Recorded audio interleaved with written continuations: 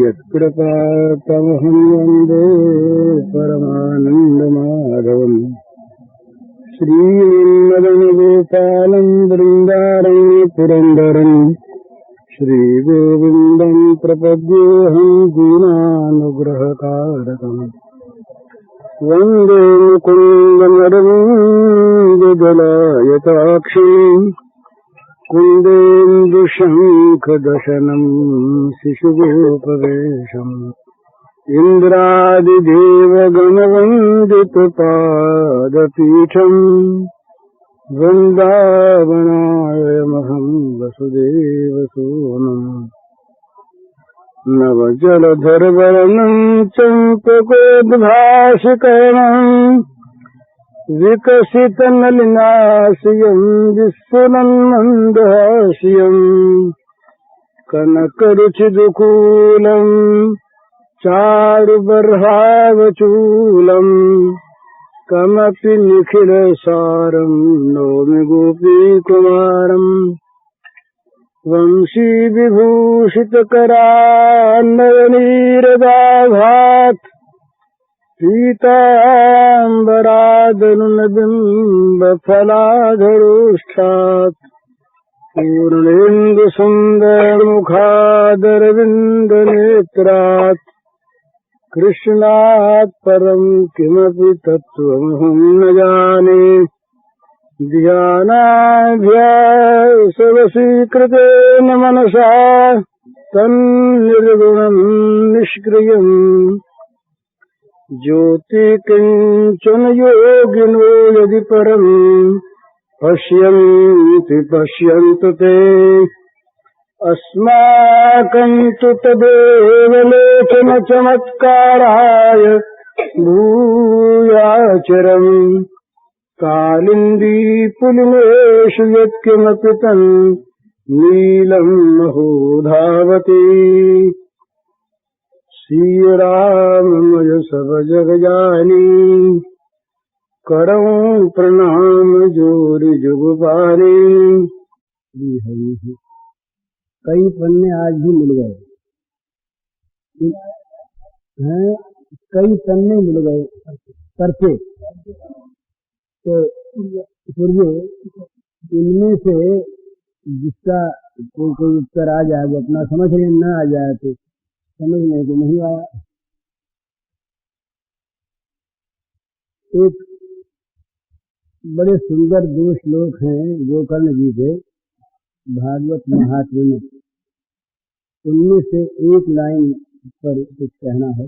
वैराग्य राग रसिको भव भक्ति निष्ठा। एक प्रश्न है वैराग्य के संबंध। ये विचित्र बात कही, वैराग्य राग रसिको भव। जहाँ सारी रसिकता की समाप्ति हो जाती है वहाँ वैराग्य रस उत्पन्न होता है। जितने भी जागतिक रस हैं ये सारे रस जहाँ सूख जाते हैं वहाँ वैराग्य है। विषयों में रसानुभूति भी रहे और वैराग्य भी कहा जाए तो नाम वैराग्य भले ही है, विराग होता नहीं, वो विराग है नहीं। तो समस्त जगत के इहलौकिक पारलौकिक समस्त विषयों में सर्वथा रस शून्यता का बोध, सर्वथा उनसे वितृष्णा हो जाना, ये वैराग्य है। पर फिर इस वैराग्य में किस प्रकार का रस होता है, वैराग्य में किस प्रकार का रस होता है जिसका रसिक बनने के लिए सहायक। वैराग्य राग रसिको भव, विराग रूपी राग के रसिक बन जाए तो भोगों के तो रसिक हम सभी बने हुए हैं।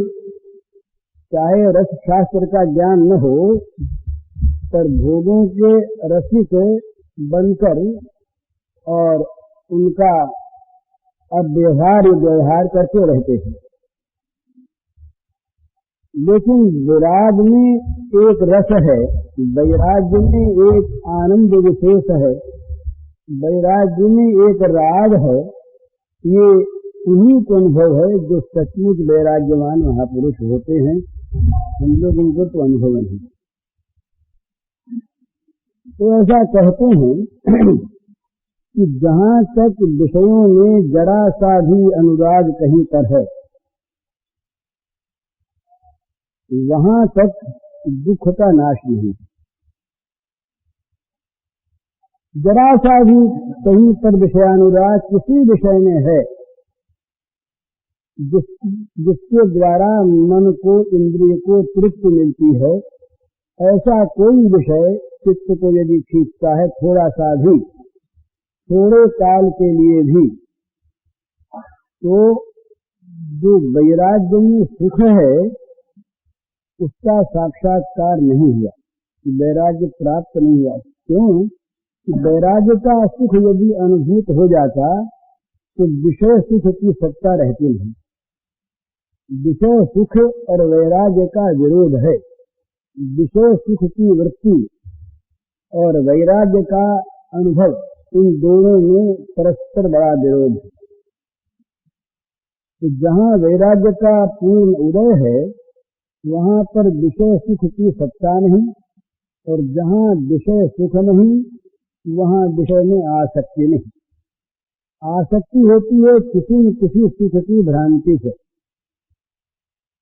तो जहाँ विषय सुख नहीं वहाँ विषयासक्ति नहीं, और जहाँ विषयासक्ति नहीं वहीं विषय से पूर्ण विराग सिद्ध होता है।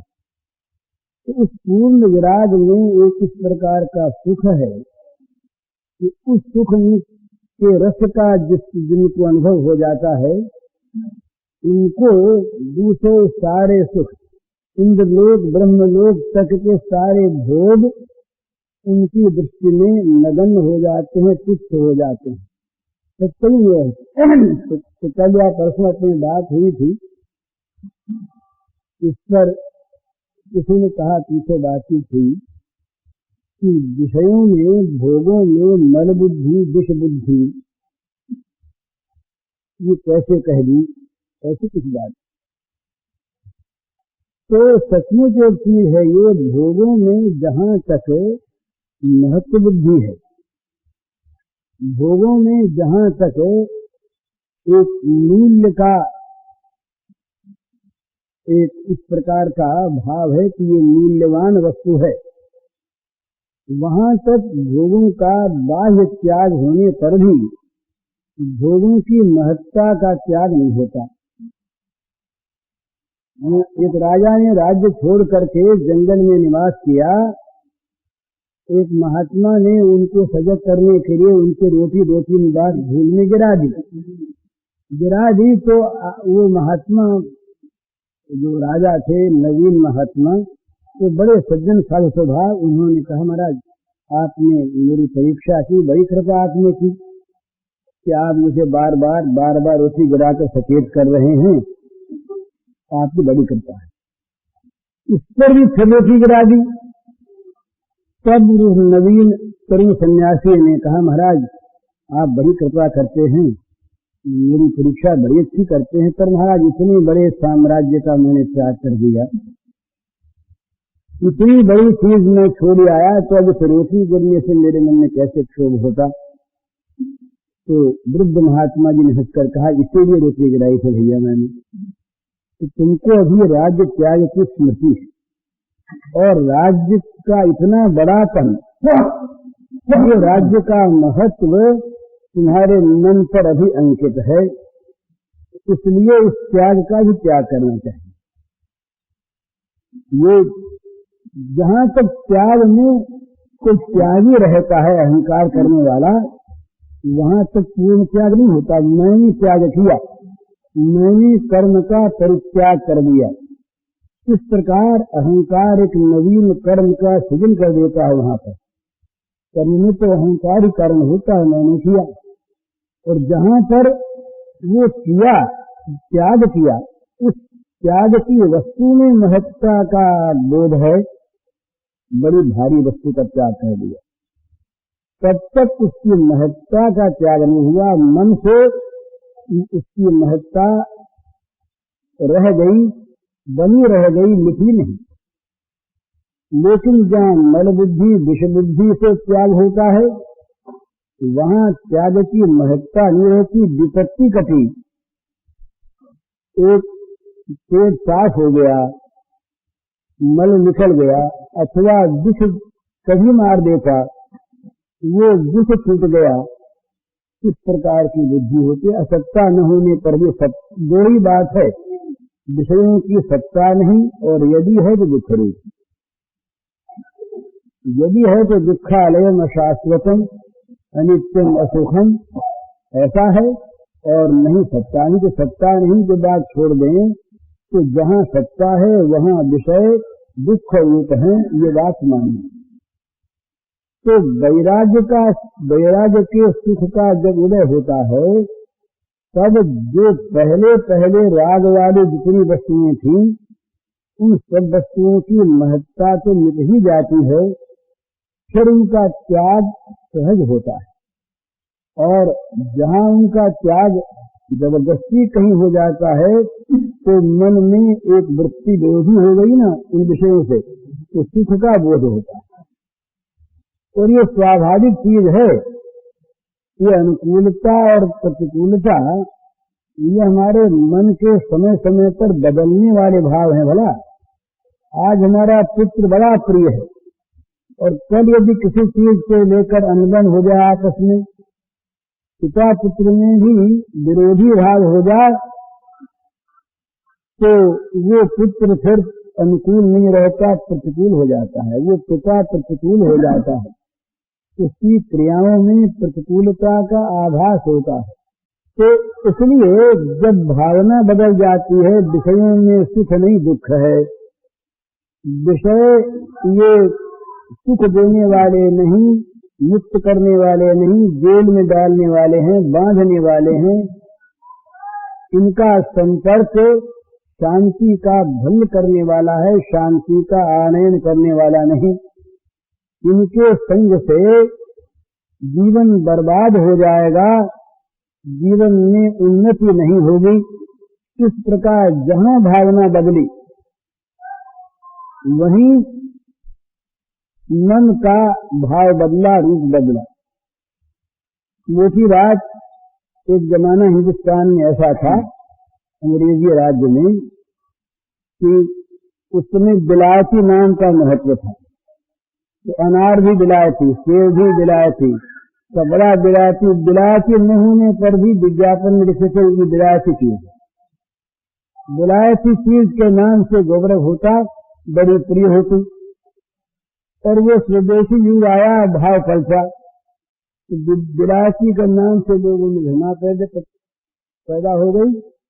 और विलायती चीज भी अगर किसी को बेचनी हुई तो बेईमानी से देसी कैसे बेचेगा, नहीं बेचती। जेल जाना बहुत बुरी चीज, भाई ये दागी हो गया, जेल गया हुआ है। और वही गांधी जी के युग में उन्होंने इस प्रकार की एक प्रवृत्ति की, ऐसा भाव बदला कि लोग उत्सुक हो गए जेल जाने के लिए और इसमें गौरव का बोध करने लगे, आकांक्षा करने लगे, हमें देश के लिए जेल जाना पड़े, हमारा सौभाग्य है। तो क्या बात है, ये प्रतिकूलता अनुकूलता भाव के अनुसार बदलती रहती है। तो जब कभी किसी सद्भाग्य से, भगवत कृपा से, संत कृपा से, शास्त्र कृपा से, सत्संग से विषयों के प्रति भाव बदल जाता है कि ये अच्छी चीज नहीं, बुरी चीज, इनका सेवन उठाने वाला नहीं, गिराने वाला। तो फिर यथार्थ उनके प्रति प्रतिकूलता की भावना जाग उठती है और उसमें उनका परित्याग सहज और सुखमय होता है। फिर वो बहुत बड़ी बड़ी उसके लिए त्याग की तैयारी नहीं करनी पड़ती और न उनके त्याग का कोई दिखावा होता। हम लोग जो रोज अपनी विपत्ति का सहज त्याग करना चाहते हैं, किसी को दिखाते हैं क्या? बीमार हो गए, डॉक्टर से दवा लेते हैं, इलाज करवाते हैं, अच्छा करते हैं, कोई ढिंढोरा पीटते हैं क्या? कुछ नहीं। अपनी प्रतिकूलता का परित्याग करना मनुष्य की स्वाभाविक इच्छा है और उसके परित्याग में सहज भाव है और उसके परित्याग में उसके मिट जाने में सुख है। तो उसमें जो सुख है वो किसी दूसरे महान सुख की अपेक्षा से है। तो महान सुख जो होता है वो होता है विराग में। वो सुख का हमें अनुभव नहीं है ना, इसलिए हम लोग इस बात को जानते नहीं कि विराग में भी कोई सुख है। विराग में कोई सुख है इस बात की हम लोगों को कल्पना नहीं। हम लोग तो सुख को आंकते हैं सांसारिक वस्तुओं के ऊपर। जिसके पास बढ़िया कपड़ा वो सुखी, जिसके पास कम कपड़ा वो घटिया कपड़ा वो दुखी, जिसको लोग पूजा सम्मान करें वो सुखी और जिसको न करें वो दुखी। ये माप तौल तो अपनी अपनी बुद्धि का होता है ना। हमारे जैसे दुख मापने का जो कांटा हमारे पास है वो हमारा अलग और दूसरों का अलग। ये एक बार किसी ने कहा कि भाई संत कौन है जरा बताओ तौल करके। अब संत को असंत तोले कैसे? जिसकी बुद्धि में विषयों की महानता है उसकी बुद्धि में त्याग का महत्व आता ही नहीं हो। तो या तो उसे मूर्ख मानता है या मंदभागी मानता है या दयनीय मानता है। बेचारा कुछ है नहीं इसके पास। पर वो किस आनंद में है ये तो वो जानता है। प्रहलाद ने पूछा भूत जी मोटे ताजे पड़े बालू में मस्त हंस रहे। बोले महाराज क्या बात है, आपको चिंता उनका होती ही नहीं, आप मस्त पड़े हैं। न कुछ सामान आपके पास, न कपड़ा लत्ता आपके पास, न कोई घर आपके पास, क्या बात है? बोले भैया हमारे पास मौज है। खाने पीने का यह हाल है कि कभी हमको कोई माल खिला दे, मेवा मिश्री मिष्टान खिला दे और कभी रूखा सूखा मिल जाए, कभी मिले ही नहीं। तो हम मौज में रहते हैं। हमारी मौज को वो खाने का बढ़िया सामान तो बढ़ा नहीं सकता तो घटिया सामान घटा नहीं सकता। कहीं हम मखमली गद्दे पर सो जाते हैं और कहीं तप्त बालुका में पड़े रहते हैं। वो तप्त बालुका और वो मखमली गद्दा हमारे इस मन की मौज को घटा बढ़ा नहीं सकते। ये आत्मानंद, ये आत्म सुख जो है ना ये हमेशा अपने पास है, हर अवस्था में रहता है। और उधार सुख, ये पराई आशा का सुख जो है ना ये उधार सुख है। मिले न मिले, मिले तो वापस देना पड़े ब्याज व्याज लगा करके, तो बड़ी मुश्किल होती है। तो उसका मूल्यांकन नहीं कर सकता विषयी पुरुष विरागी के आनंद का। तो कहा भाई कैसे तोड़े? तो वो तोड़ेगा इस बात पर। स्वामी जी महाराज बोले पता लगाएगा इनके आसन में इनके पास कंबल उम्बल सोने होने के लिए ठीक है कि नहीं। कंबल तो ठीक नहीं है, तो बेचारे दुखी, क्या कहें किससे कहें कैसे दुखी। तो आप अपनी आंखों में उसको देखेगा।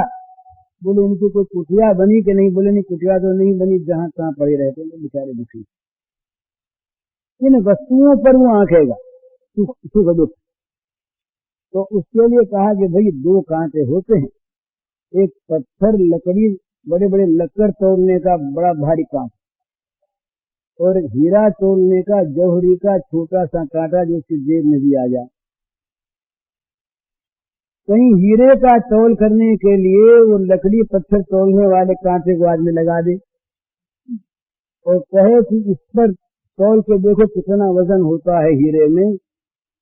तो हीरा बेचारा उस बड़े कांटे की किसी छेद में पड़ा रहे, उसका वजन क्या होगा? कौन उसके वजन को जाए? और वो तोड़ने वाला कहेगा ये तो किसी काम का नहीं, जरा सा भी पलड़ा झुका ही नहीं। तो इसमें क्या है?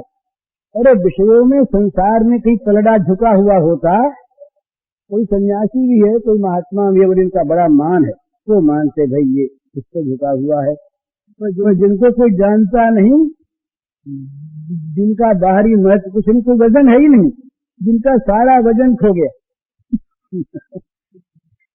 त्यागी कौन? जिसमें सांसारिक वजन नहीं रहा, जो सांसारिक तौल में कभी तुलते नहीं, जो सांसारिक कांटे में तोले नहीं जा सकते, वो संत।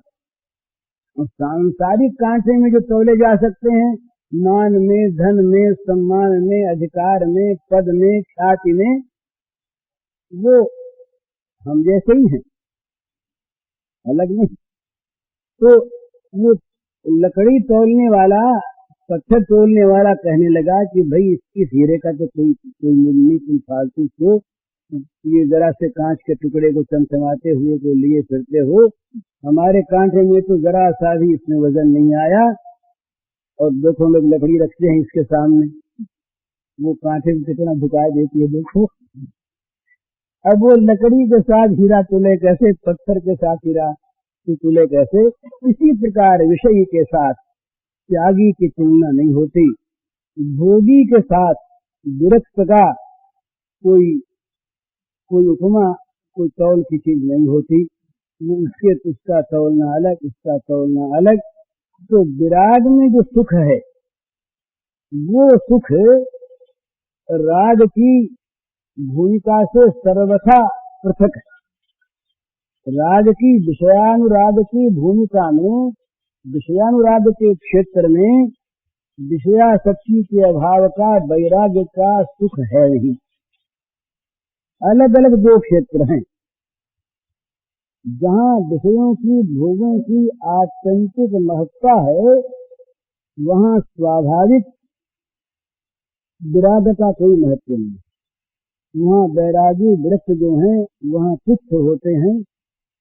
ये भिखमंगे बहुत फिरते हैं, भिखमंगे बहुत फिरते हैं, उनके पास कुछ है नहीं, महत्व क्या कहें इसका, और उनके पास कुछ होता नहीं। यही तो चीज है, जो जगत की दृष्टि में सर्वथा अकिंचन होते हैं, वही भगवत धन के धनी होते हैं। ये याद रखने की बात। जो जगत में सर्वथा अकिंचन है, जिनके पास कुछ भी नहीं है, जागतिक चीज, वस्तु नहीं, ये भाव वाली चीज भी, कीर्ति यश भी नहीं है जिनके पास, अकिंचन सर्वथा, वो उनके पास परम धन होता है, जो कभी किसी से तुलना नहीं जिसकी हो सकती। अतुलनीय धन भगवान, इसी से भगवान का नाम है अकिंचन वित्त। नमो किंचन वित्ताय, स्थिति है किंचे, नमो किंचन वित्ताय, अकिंचन के वित्त को नमस्कार है, निर्धन के धन को नमस्कार है। तो निर्धन तो है, जगत की दृष्टि में वो सर्वथा नगण्य है। जिस चीज के होने पर जगत पूजता है, पद हो, अधिकार हो, मान हो, सम्मान हो, ख्याति हो, धन हो, स्वास्थ्य हो इत्यादि, जो चीज संसार में पूजनीय बनाती है, उनके अभाव में संसारिक वस्तुओं को महत्व देने वाले लोगों की दृष्टि में उसका महत्व नहीं है। तो समझता ये चीज है इसके पास, ये सर्वथा ही न हम लोगों के बराबर बैठने की योग्य नहीं है, मुझे है ये नहीं, तो बहुत ऊंचे बैठने की योग्य है। पर वो लोग दूसरे कांटे पर तोल कर कहते हैं, वो कहते हैं हम बड़े, हम संपन्न, हम सुखी, ईश्वरो हम भोगी, सिद्धो हम बलवान सुखी, ये उनकी भाषा है। ये जो विषयासक्त आसुर मानव हैं, आसुर मानव की भाषा है ये। वो इसी रूप में बोलता हमेशा, जब कभी बोलता है तो चाहे शब्दांतर हो, तो उसके मन की भाषा यही रहती है, ईश्वरो हम, अहम भोगी, सिद्धो हम सिद्ध, अहम बलवान, अहम सुखी। अरे संसार में हमारे समान कोई, वो नीच सदृश हो नया, हमारे समान संसार में है कौन, हम जो चाहे तो कर दें, ये हमने अपना निर्माण किया। ऐसा लोग आजकल बहुत कहते हैं, हमारा निर्माण करने वाले हम, न प्रारब्ध निर्माण करने वाला, न भगवान निर्माण करने वाले, और न माता पिता निर्माण करने वाले, हमारा निर्माण करने वाले हमने अपने को बनाया, हमने देश को बनाया, हमने राष्ट्र का निर्माण किया, हमने विश्व के निर्माण में अपना हिस्सा दिया। इस प्रकार ये मानव का अभिमान जब बोलता है तो वहाँ वैराग्य छिप जाता है, वहाँ वैराग्य के साथ इसकी तुलना नहीं होती। वो अलग चीज, वो अलग चीज। तो वैराग्य में एक जो परम सुख है, वैराग्य में एक जो परम रस है, उसमें जो एक महत्वपूर्ण राग है, उस राग के रसिकों को ही पता होता है कि वो राग कैसा होता है। उस राग के साथ साथ एक और बढ़िया चीज होती है जिसका संकेत किया गौतम जी ने, भव भक्त निष्ठ।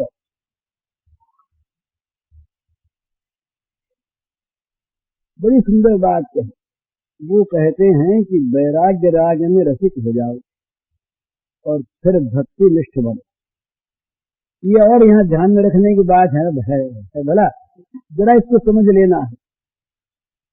भगवत भक्ति में, भगवत प्रेम में विषय रस कदापि नहीं है, नहीं है, ये मान लेना चाहिए।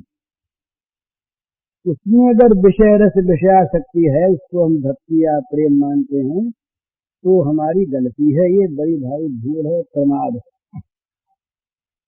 तो वहाँ क्या है, वैराग्य के राग में रसिक बनने के बाद एक प्रेम रस की अनुभूति होती है, प्रेम रस का उदय होता है। जब तक ये विराग नहीं होता तब तक प्रेम रस का उदय नहीं होता। और वो विराग होना चाहिए छोटी से लेकर बड़ी वस्तु तक सब में। भुक्ति मुक्ति स्पृहा यावत पिशाची हृदय वर्तते, मुक्ति में भी वैराग्य हो जाए, भुक्ति के बाद तो अलग। इस प्रकार का जब वैराग्य जागता है तब क्या होता है, एक प्रेम का रस उदय होता है। वो प्रेम रस विराग नहीं विरा कर देता। या इसको समझना है, जो वास्तविक भगवत प्रेमी है वो वैराग्य का विरागी है। वैराग्य का विरागी कैसे, कि न उसे वैराग्य में राग है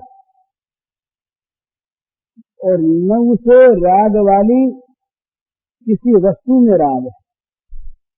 उसका राग है एकमात्र अपने परम प्रियतम भगवान में, इसीलिए उसका नाम है भक्ति निष्ठ।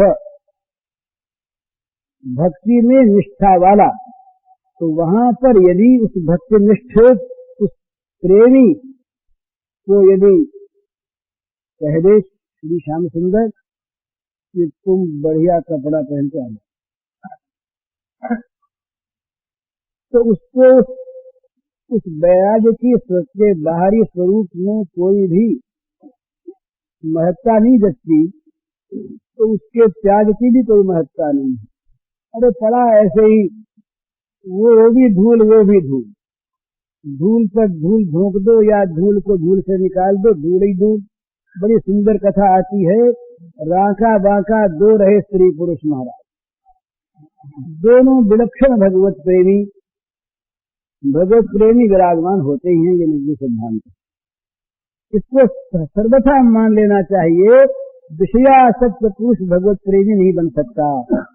भगवत प्रेमी बनने पर विषयासक्ति रहेगी नहीं, अगर रहती है तो प्रेम का धोखा है, प्रेम नहीं सिद्धांत। तो वो रांका बांका दो स्त्री पुरुष ये रहे नामदेव के शिष्य। नामदेव जी से भगवान की कुछ भूली मिली रहती। इसमें आश्चर्य नहीं करना चाहिए, भगवान तो सबके हैं, जो उनसे बोलना चाहते हैं उनसे बोल लेते, बोलते भी नहीं बोलना चाहते, उनको बोलने वाला नहीं मानते, उनसे नहीं बोलते। जो भगवान को निर्वाक मानते हैं, बोले गूंगे भगवान है हमारे, तो बोलते नहीं, उनसे नहीं बोलते। बोले हमारे भगवान तो पंगु हैं, कहीं चल फिर नहीं सकते, तो उनके पास चल के नहीं आते। हाँ हाँ है? हमारे भगवान देखने वाले नहीं है तो नहीं देखते, और जहाँ देखने वाले, सुनने वाले, सूंघने वाले, स्पर्श करने वाले, चखने वाले, मिलने वाले, हंसने वाले और हमारे साथ रोने वाले भी, ये भी भगवान हैं। ऐसे इसमें आपत्ति नहीं आती। अरे श्रुतियां कहती हैं कि पैर न होने पर भी उनको चलना आता है, वो चलते हैं। आंख न होने पर भी वो देखते। किसान जी ने कहा बिनु पग चले सुने बिनु काना, बिनु कर्म करे विधि नाना। तो ये कोई नई बात नहीं, वो सब कुछ कर सकते हैं, पर जो करने वाला नहीं मानते वो कहते हैं करने के क्षेत्र में अगर हम उनको ले आए अपने भगवान को तो कुछ नीचे उतर जाते हैं। तो भगवान कहते हैं हम नीचे रहेंगे। हम नीचे क्यों उतरेंगे भैया? हम नीचे नहीं उतरते, हम तो ऊंचे पर रहेंगे। और जो करने वाले को भी ऊंचा मानते हैं कि हाँ ऊंचे पर हैं, कोई बात नहीं, तुम्हारे लिए करते हुए रहेंगे। तो ये रांका बांका दो रहे भगवान के बड़े प्रेमी भक्तिनिष्ठ भक्त। हम नामदेव जी के गुरु। तो नामदेव जी से भगवान बोलते थे, बातचीत करते थे। तो नामदेव जी ने एक दिन भगवान से ऐसे ही कह दिया विनोद ने कि महाराज ये दोनों जो आपके बच्चे हैं, ये इनके पास खाने पीने को कुछ नहीं रहता और ये बड़े दरिद्र रहते हैं। भगवान हंसे बोले नामदेव ऐसी बात कैसे कहता है? पर वो तो उनकी महिमा बढ़ाने की सारी लीला थी, लोगों को दिखलाने की कि भक्त में किस प्रकार का त्याग होना चाहिए, ये दिखाने की लीला नामदेव की और नामदेव के प्रभु की। तो वहां ये आश्चर्य हुआ। भगवान ने कहा अच्छा एक काम करो, हम तो इनको देंगे पर ये ले ले। तब बोले महाराज आप दे के तो देखो। तो अच्छा ये कल जब जाएंगे लकड़ी काटने जंगल में, तो रास्ते में हम अमुक जगह पर एक मोहरों की थैली डाल देंगे, इस रूप में डालेंगे कि इनको दिखाई भी दे। तो उस पर ये ले लेंगे तो बड़ी अच्छी बात, हमने इनको दे ही दिया, तुम्हारी भी बात हो गई। और न ले तो भाई हमारा फिर क्या जो है, अच्छी बात आप डालो। तो दूसरे दिन ये जंगल में जाया करते दोनों स्त्री पुरुष कुल्हाड़ी लेकर, जंगल में जाके उन सूखी लकड़ियों को काटते जिसमें पेड़ों को भी पीड़ा न हो। नामदेव तो भोग चुके इसको, अपने जीवन में एक बार ये माँ को दिखला चुके। ये महाराज दूसरे की पीड़ा को अपनी माने वो संत, और दूसरे की पीड़ा को अपना सुख बना ले वो असंत। ये संत असंत का भेद है। दूसरे की पीड़ा को जो अपनी माने वो संत, और दूसरे की पीड़ा को अपना सुख बना ले वो असंत। नाम जो छोटे जब रहे, एक दिन कुल्हाड़ी लेकर के अपनी माँ के पास आए और ये अपनी पैर की छाल को छीलने लगे, चमड़ी को। तो कहा नामा क्या कर रहे हो? बोले बड़ा देख रहा हूँ, मैं अनुभव कर रहा हूँ। बोले क्या? बोले तुमने उस दिन कहा था ना कि वो पेड़ की छाल छील के ले आओ। तो मैं देखता हूँ कि छाल छीलने से दुख कष्ट होता है कि नहीं, तो ये अपनी छाल को छील के देखता हूँ। आत्म उपंजन सर्वत्र। ऐसे नामदेव रहे। तो क्या किया उन्होंने कि वो थैली डाल दी। दूसरे दिन जब ये रांका बांका दोनों गए वन में जंगल में, सूखी लकड़ी काट के लाते, उसको बेचते, जितना पैसा मिलता उसमें आधा तो दे देते दूसरों को, जिनको खाने को इतना चाहिए, जिनके जीवन का स्टैंडर्ड इतना ऊंचा हो गया, अपने जीवन निर्वाह के लिए जिन्हें चोरी करनी पड़े वो दूसरे को क्या देंगे? आज का युग जो है वो क्या करे, काम चलता ही नहीं, दान कहाँ से? वहाँ 2-3 पैसे 4 पैसे उनको मिलते लकड़ी काट कर लाने में, उनमें से आधा तो वो दे देते दूसरों को और आधे में से अपना पेट भरते। ये उनकी रोज की चर्या थी। तो वो जा रहे थे, रास्ते में आगे आगे थे रांका जी, पीछे पीछे थी बांका जी।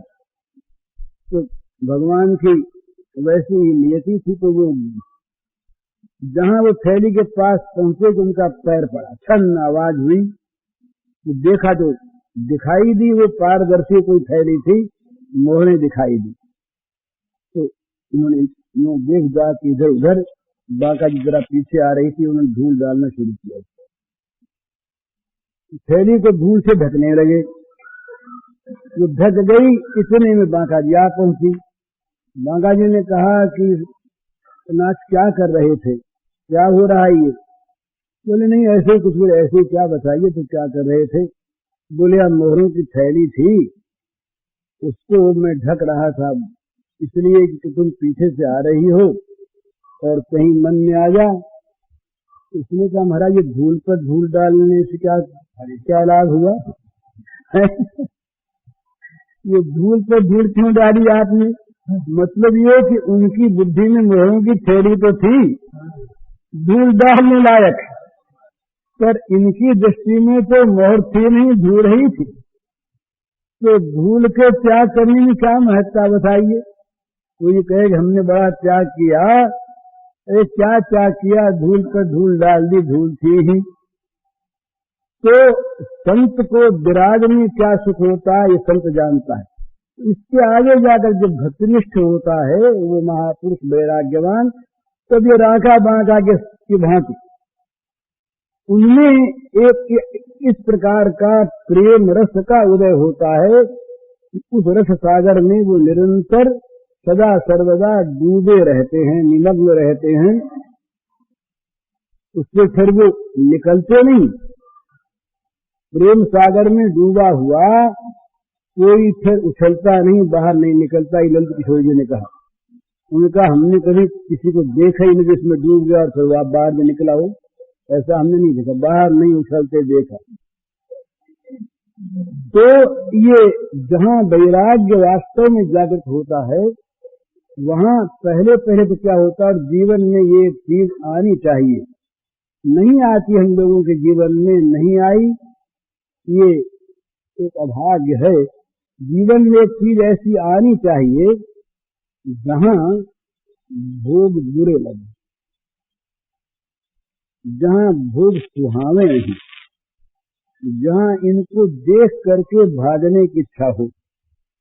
और हो जाता है महाराज, ये रुपया धन ऐसी चीज है। दो रहे राजपूत भाई रहे, बोले कमाने चलें, तो राजस्थान में ऊंट रहे तो वो एक ऊंट पर दोनों भाई सवार हुए और कहा कहीं जा करके विदेश में कमाएंगे। ऊंट पर सवार होकर दोनों भाई चले, जा रहे थे जंगल में, सामने से दौड़ते हुए राम सुखदास जी आए। अरे बोले भागो भागो, वापस चले जाओ। इनका क्या? बोले डाइन बैठी आगे, खा जाके डाकिन बैठी है। कोई सन्यासी आए, सन्यासी का नाम सुखदास जी, ये क्या नाम, उनका नाम सुखदास जी क्या है? तो कहा भाई विरक्त थे कोई, कहा भाई जाओ दौड़ जाओ, वापस लौट जाओ, डाकिन बैठी आगे, खा जाएगी डाकिनी वो। जरा सा उनको रुका, बोले क्या बताओ? बोले नहीं इतनी फुर्सत नहीं है, वो शायद डाकिन नहीं तक आ जाए, हम तो भाग चुके। तो वो डाकिन के डर से संत जी तो भाग गए। इन्होंने थोड़ा सा ये सहने डरे ठहरे, फिर सोचा कि अरे हम लोग तो राजपूत हैं, बड़ा हमारे हाथ में ये बंदूकें हैं और हमने भगवान ने साहस दिया है, बल दिया है, तो डाइन हमें खा जाएगी। नहीं चलो आगे है क्या, देखेंगे डाइन को, कौन सी डाइन है। चल दिया आगे जा करके एक जगह पर पहुंचे स्थान में, तो वहां महाराज मोहरों की भरी थैली और इन पर लिखी हुई गंती, 2 थैलियों में 10,000। बोले बड़ा संत बनता था, अब पता लगा कैसा संत है। हम लोगों को धोखे में डाल रहा था कि ये न जाए आगे, तो स्वयं को सवारी लाने गया है। जैसे अपनी आंखों से तो देखें आदमी, कैसे देखे दूसरे को, ये कैसा है। एक महात्मा रहे, वो महात्मा अपना जंगल में रहते और भगवान का ध्यान किया करते, एकांत में, बड़े अच्छे निष्ठ पुरुष थे। तो चांदनी रात थी, चांदनी रात में वो बाहर कुटिया से आ गए। रास्ते में बड़ी सुंदर रात्रि, सुनसान जंगल, कोई था नहीं वहां पर, एकांत सर्वथा। वो भगवान का ध्यान करने लगे, निमग्न हो गए। अब दैव की बात, थोड़ी देर में एक चोर डाकू वहां उधर से निकला। उसने देखा कि आंख मुझे ये बैठा है, तो वो हमारी जैसा है, कोई न कोई हेर में बैठा है, तो वो भी बगल में बैठ गया। बगल में से आंख मूंद ली। अब वो तो था ध्यान मग्न, अब इसने तो आंख मूंदी थी, अब इसकी आंख बंद कैसे रहे? तो बार बार आंख खोलो देखो, फिर उसकी आंख बंद, फिर आंख खोलो देखो, फिर उसकी आंख बंद। तो अब उससे कितनी देर तक बेचारा धीरे धीरे रखता, रहा नहीं गया। अरे बोले आंख खोल, आंख खोल। अब वो जागा नहीं, ध्यान मग्न था। वो बड़े जोर से बोल करके और यूं पकड़ के दांत उसको यूं झटमगाया, तो आंख खुल गई, ध्यान छूट गया। तो बोले भाई क्या बात है, कितनी देर में कौन आने वाला है? महात्मा ने कहा कि कौन सी देर में आने वाला, हम तो समझे नहीं। अरे बोले तुम समझे नहीं, हम सब समझ सकते, तुम हम दोनों एक, हम हमसे कुछ बातें हो। जैसे तुम वैसे हम, अपना हिस्सा रहा और हम तुम्हारी सहायता करेंगे। लूटने उठने में कहीं कुछ हथियार, हम हथियार क्या चलाना जानते हैं, हम तुम्हारी सहायता करेंगे। और देखो हमारे पास हथियार नहीं, मजे में काम हुआ। अब वो बेचारा समझे नहीं। संत ने कहा भाई बात क्या है, तुम क्या कह रहे हो? बोले बस ये सब। अरे बोले हम सजाती जब मिल गए, सब छिपानी कौन सी बात है, तुम बड़े गड़बड़ आदमी हो। वो बेचारा समझा, कहा तुम क्या बात है? तो उसने कहा कि देखो बात क्या है, अब तुम साफ कहलवाते हो हमसे, कितनी रात में अकेले में कोई आदमी आकर जंगल में बैठता है क्या, बिना किसी मतलब के?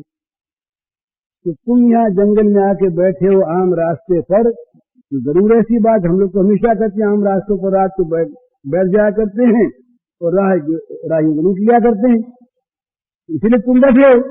अब हम तुम अपने मुंह को हमारे मुंह सुन लो, अब तुम्हारा हमारा हिस्सा रहा, तुम्हारी सहायता गई, तुम्हारी सहायता करो, आधा आधा रहा, तुम बताओ। उसने कहा भैया हम जानते नहीं है कौन आता, हमको पता नहीं, हम तो भगवान का ध्यान कर रहे हैं। बोले हम भी यहाँ उनके बारे में ध्यान हमने भी किया, असली बात तो जो है सो है ही। तो उसकी समझ में कभी आवे ही नहीं कि एकांत में आंख मूंद कर कोई अकेले में किसी लक्ष्य में न बैठकर कोई ऐसे ही बैठता भगवान भगवान को भजने, ये ध्यान में आवे ही नहीं।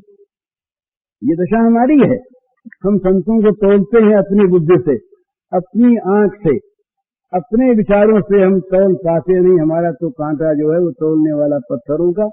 तो वो उसने समझा दोनों राजपूत भाइयों ने कि जरूर साधु जो है वो भी गया है हमारे वो किसी सवारी लाने के लिए, उनसे थैलियां उठती नहीं, तो हम लोगों को धोखा दिया, उधर जा नहीं, पर अब तो हम तो आई गए, हम तो बुद्धिमान जो ठहरे, ऐसे मूर्ख थोड़े ही है। अब वो बोले अब खूब मजे में खाएं पिए और खा पी करके ले जाएंगे फिर थैलियों को, मौज अपनी तो भगवान ने कमाई आज ही दे दी, कहीं कमाना उमाना पड़ता। तैयार हो गए। अब तैयार होने के बाद बोले खाएं पिए, तो एक भाई ने कहा अच्छा तुम जाओ, गांव थोड़ी दूर पर है, कुछ खाने को ले आओ, हम बैठे यहाँ पर इनकी संभाल करते। वो गया, इधर ये रहा। अब रहते इसके मन में वो धन के संग ने पाप पैदा किया, कुसंग।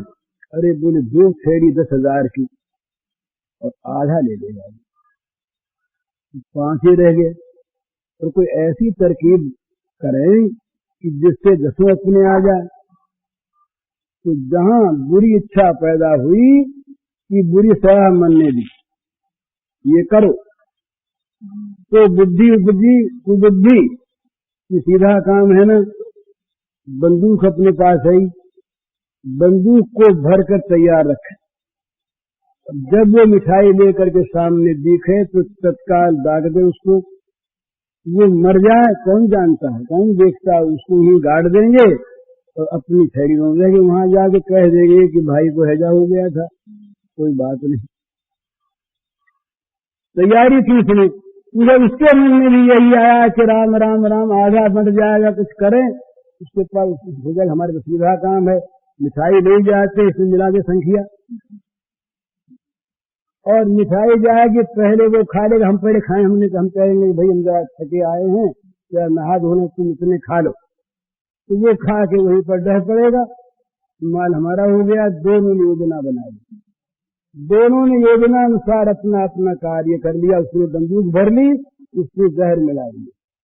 वो पहुंचा मिठाई लेकर के, और यहाँ बंदूक तैयार थी, बस सामने दिखते ही गोली छूटी, लगी उसके कलेजे में, गुजर पड़ा। अब ये इसको बड़ा आश्वासन मिल गया कि अब तो काम बन गया, कंचन दूर हो गया, अब काम बन गया, अब मजे में थे लेके जाएंगे। और लेकिन मिठाई तो लेके आया, इधर खाते में क्या है, बस मिठाई खाई, मिठाई खाते भी ये भी सो गए। महात्मा ने उधर सोचा, चले वो, उन्होंने बात तो मानी नहीं और चले गए उधर आगे, तो कहीं दाइन वाइन में खा न लिया उनको। आगे जाके देखे तो ऊंट महाराज तो बैठे हैं और दोनों की लाश पड़ी, दोनों थैलियां पास पड़ी। ये चीज उससे कहना यह है कि जो विषयों के स्वरूप को जान लेते हैं, उनको विषयों से भय पैदा हो जाता है, उनको विषयों में संदेह पैदा हो जाता है। संदेह भय नहीं, वो विषयों की इस मारात्मकता को, इस अनिष्टकारिता को, इस दोष को पहचान लेते हैं। इसलिए एक घड़ी ऐसी कभी मनुष्य के मन में आती है जो साधना में लगाती है, उसको ये सब चीजें भयावनी बुरी मालूम होती हैं। इनकी तरफ वो अपने मन को करना चाहता नहीं, बल्कि इनसे डरता है, ये छूट जाए तो बड़ा अच्छा। और जहाँ छूट जाती हैं वहाँ उसको आश्वासन मिलता है कि भगवान ने बड़ी कृपा की, नहीं तो मैं फंसा हुआ। कृपा ही करते हैं, कृपा करते हैं भगवान। अलग अलग कृपा के उनके तरीके होते हैं, जहाँ जैसी बीमारी हो वैसी दवा, कहीं पुरान भी दें और कहीं मीठी दवा भी दें, अलग अलग, इस सबकी दवा एक से नहीं है। तो पर ऐसी स्थिति एक आती है जब विषयों के प्रति विराग मन में जागता है और भगवान की ओर बढ़ती जाती है, संसार से निकल भागना चाहता है। ये उसकी शुभ घड़ी जीवन की प्रारंभ। ये जीवन की शुभ घड़ी का प्रारंभ वहाँ मानना चाहिए जहाँ विषयों से, संसार से निकल जाने की इच्छा जाग जाए, तो यहाँ से शुभ आरंभ होता। नहीं तो सारा अशुभ अशुभ है। इंद्रत्व भी अशुभ, बड़ी लोक ख्याति भी अशुभ, पूजा भी अशुभ, मान भी अशुभ, क्योंकि वो अशुभ की प्राप्ति कराने वाला है। तो जब कभी किसी के मन में ये उदय होता है भाव कि इससे निकलें, अलग हों इससे, ये बड़ी बुरी चीज, ये वैराग्य की भावना जहाँ पैदा होती है वहाँ वितृष्णा विषयों से होती है। वहीं पर ये मानना चाहिए कि जीवन की शुभ घड़ी, शुभ मुहूर्त का ये प्रारंभ हो गया। ये यहीं पर देखना है, शुभ घड़ी है या नहीं, यहीं पर उस बात को जांचना है, इस बात को देखना है कि शुभ घड़ी आई कि नहीं। ये हम तो अशुभ को शुभ मानते हैं। जब हम कभी संसार के बंधनों में अधिक बंधते हैं और बंधन अनुकूल होते, ये बहुत बड़ी हमारी प्रमाद की स्थिति है कि जब हम अनुकूल बंधन को सौभाग्य मानते हैं, अनुकूल बंधन को सौभाग्य मानते हैं, ये हमारे लिए बड़ी अशुभ घड़ी है। बंधन पर उसमें अब तक अनुकूलता का बोध है और उसको हमने सौभाग्य माना। ये सांसारिक प्रवृत्तियां, सांसारिक वस्तुएं, उनमें अनुराग जब बढ़ता है मनुष्य का और विपरीतता वहां रहती नहीं, उसमें बड़ा सौभाग्यवाद मानता है। और लोग कहते हैं वो ये बड़े भाग्यवान है, इनको सातों सुख प्राप्त हैं, बड़े भाग्यवान है। पर उनकी जो ये भाग्यशीलता है, ये भाग्यशीलता ऐसे एक डायनामाइट पर रखने वाला महल है, जो उस महल को तो उड़ा ही देगा, महल के अंदर बैठे हुए को भी भस्म कर देगा, उड़ा देगा।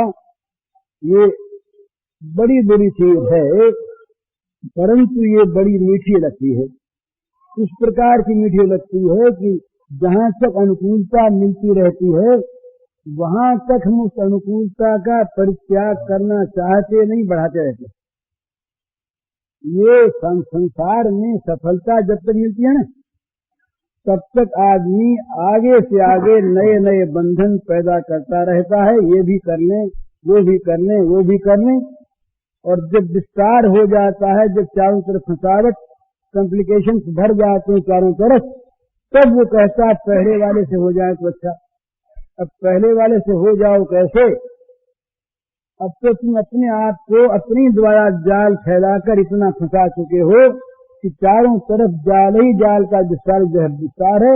जिधर जाओ उधर बंधन, जिधर जाओ उधर बंधन। उस समय व्याकुल होता है आदमी, फिर भगवान को याद करता है कैसे जाल काटे, तो भगवान फिर जाल काटते हैं। जरा सा जाल काटने पर अगर कहीं फिर प्रतिकूल अनुकूलता मिली तो फिर कहता महाराज इस जाल को फिर से गांठ दो, फिर गांठ दो इस जाल को। ये जब संसार में मनुष्य घबराता है ना किसी विषय में लेकर के, तब कैसा इसे छुड़ाओ। वो छुड़ाना जो है ना, ये वैराग्य नहीं है, ये बहुत समझने की चीज है। अनुकूलता के अनुसंधान में वैराग्य में बड़ा अंतर है। बोले हम तो घर में रहेंगे नहीं, हम तो घर से वैराग्य हो गया, हम भागेंगे। क्यों भागोगे भाई? तो घर वालों की हमारे साथ प्रीत नहीं, घर वाले हमको मानते नहीं, हमको अपना हिस्सा नहीं देते, खान पीन को नहीं देते, विरुद्ध रहते हैं, तो हम घर में नहीं रहना चाहते, हमको घर को छोड़ के जा। विराग हो गया। अरे विराग हो गया कि अनुकूलता न दिखने से दुख हो गया। बोले एकांत में रहेंगे वहां सुख मिलेगा, अनुकूलता मिलेगी। तो अनुकूलता की खोज का नाम वैराग्य नहीं है। तो जब मनुष्य किसी विपत्ति में पड़ता है, फंसता है, तब वो कहता है कि हे भगवान छुड़ा दो। वो विपत्ति जानता इतनी ही कि वो विषय तो बुरे नहीं है, ये जो बीच में बंधन आ गया ये बुरा, ये कट जाए तो बस सुखी, आइंदे कुछ नहीं करेंगे। वो जहाँ कट गया, बोले महाराज अब तो विपत्ति तो आपने काट ही दी, अब तो फिर वही शुरू हो जाए, और आप रक्षा भी करते हैं, विपत्ति फिर आ गई नहीं, जाल में फिर आप बांध दो हमको, और जाल में बांधने के बाद फिर वैसी कभी बंधन की अनुभूति न हो, मौज में रहें। तो ये मनुष्य का वैराग्य नहीं जो क्षणिक होता है मन में, ये अनुकूलता का, ये प्रतिकूलता का भय है। प्रतिकूलता से डर कर आदमी अनुकूलता को प्राप्त करना चाहता है, इसका नाम रख देता है वैराग्य। स्वाभाविक विषयों में विरक्ति जब होती है, तब अपने आप विषयों से घृणा हो जाती है। जब तक सत्ता रहती है तब तक विषयों में घृणा होती है, विषय बुरे मालूम होते हैं। अपने भगवान के अतिरिक्त किसी दूसरे विषय को वो सुनना, जानना, कहना, मिलना ये नहीं चाहता। स्वाभाविक उसका मन उधर से हटा रहता है। जैसे किसी बुरी चीज को देख करके हमारा मन हट जाता है। जो मांसाहारी नहीं है, ये लोग मांस के नाम से उल्टी कर देते हैं। नहीं सुहाता नाम। जो अत्यंत सत्यवादी हैं, उनको कहीं असत्य बोलने का प्रसंग आ जाता है तो महाराज कांप जाते हैं, डर जाते हैं। युधिष्ठिर से जब कहा कि तुम जरा कह दो कि अश्वत्थामा मारा गया, तो कांप गया युधिष्ठिर की कैसे कह दें, पर वो तो भगवान का संकेत था। वो क्या था उसमें भगवान जाने, उसकी समालोचना करने का हमको अधिकार नहीं। तो उनका संकेत था इसलिए, और वो भी फिर बड़ा जाल वाल रचा गया। वहां पर भी वो उन्होंने अर्ध सत्य कहा। ये तो कह ही दिया कि मारे जाने वाला मनुष्य ही था, ये सिर नहीं। तुमने नहीं दिया दूसरी बात। हाँ सुंदर होगा। हाँ तो ये तो कह ही दिया, पर उसको सुनने नहीं दिया। ये पॉलिटिक्स थी वहां पर। तो कहने का मतलब उसमें यह है कि जैसे सत्यवादी को असत्य खलता है, जैसे हिंदू को गोमांस खलता है, जैसे पतिव्रता को व्यभिचार खलता है, इसी प्रकार से विषय विरक्त पुरुष को विषय मात्र खलते हैं। वो सुहाते नहीं, भाते नहीं, उनकी ओर देखने से घृणा होती। ये तब फिर उनके त्याग में किसी प्रकार की महत्ता का बोध नहीं होता। पिंड छूटा, आसक्त थी, आग से जल रहे थे, उस आग की लपटों से निकले, सौभाग्य हो गया। महत्व की वस्तु का परित्याग नहीं, आग की लपटों से निकल आए। जहर पी लिया था, ये जहर निकाल दिया, डॉक्टर ने हमारी रक्षा कर दी। इस प्रकार का भाव विषयों के अभाव में, विषयों के न रहने पर विरक्त के मन में आता। तब समझना चाहिए कि उसे विषय वैराग्य का एक हिस्सा मिला। इसके बाद भोग सत्ता नहीं रहती। भगवान की सत्ता के सामने भोग सत्ता मिट जाती है। फिर वो किसको त्यागे और किसको ग्रहण करे। वहां रह जाते हैं केवल अपने प्राणाराम भगवान, वही दिखते हैं सब वस्तुओं में, तमाम जगत में। ये हिंदू फिलॉसफी बड़ी भारी ऊंची। यहाँ केवल मानवों में भ्रातृत्व नहीं देखा, यहाँ केवल चेतन वस्तुओं में ईश्वर की अनुभूति नहीं की। वस्तु मात्र में खंगायु मदनम शल्यम महीन च ज्योति सत्वानि विषय द्रुणादीन कृष्णमुद्राधरे श्री नित्यंत भूतम प्रणवेदन्य। ये खंगायु मदनम शल्यम महीन च, आकाश वायु अग्नि जल पृथ्वी, ये दिशाएं, ये दुर्मलताएं, ये समस्त जीव, ये हरित समुद्र, ये सब के सब ये भगवान के शरीर हैं। सबको अनन्य भाव से प्रणाम करते हैं। तो जड़ चेतन सब में एकमात्र अपने भगवान का दर्शन उनको होने लगता है। तो किसका त्याग करें, क्यों त्याग करें। वेश्या सामने आ जाए, वो भी महामाया भगवती, महामाया भगवती, भगवती का स्वरूप। तो उसको वो भी माँ, वो भी भगवत स्वरूप। सती सामने आ जाए, वो भी भगवत स्वरूप। दुख सामने आ जाए, भगवत स्वरूप। सुख सामने आ जाए, भगवत स्वरूप। अपमान आ जाए, भगवत स्वरूप। मान आ जाए, भगवत स्वरूप। वो निरंतर अपने भगवान की अनुभूति करने लगता है सर्वथा सर्वदा। ये हो गया भक्तिनिष्ठ। तो वैराग्य के बाद एक चीज होती है, उसे दो शब्दों में हम कह सकते हैं। साधन की स्थिति में तो उसे हम कह सकते हैं साधन ज्ञान। भक्ति की स्थिति में उसे हम कह सकते हैं वैधि भक्ति। और सिद्धावस्था में उसे हम कह सकते हैं तत्वज्ञान या आत्म साक्षात्कार। और उसे हम कह सकते हैं भगवत प्रेम की प्राप्ति। तो भगवत प्रेम की प्राप्ति और आत्म साक्षात्कार, इन दोनों में विषयों की सत्ता जैसी आज हमारे सामने ऐसी नहीं है। बिल्कुल हमारी आंखें पलट जाती हैं बुद्धि की। जित देखूं चित श्याममयी।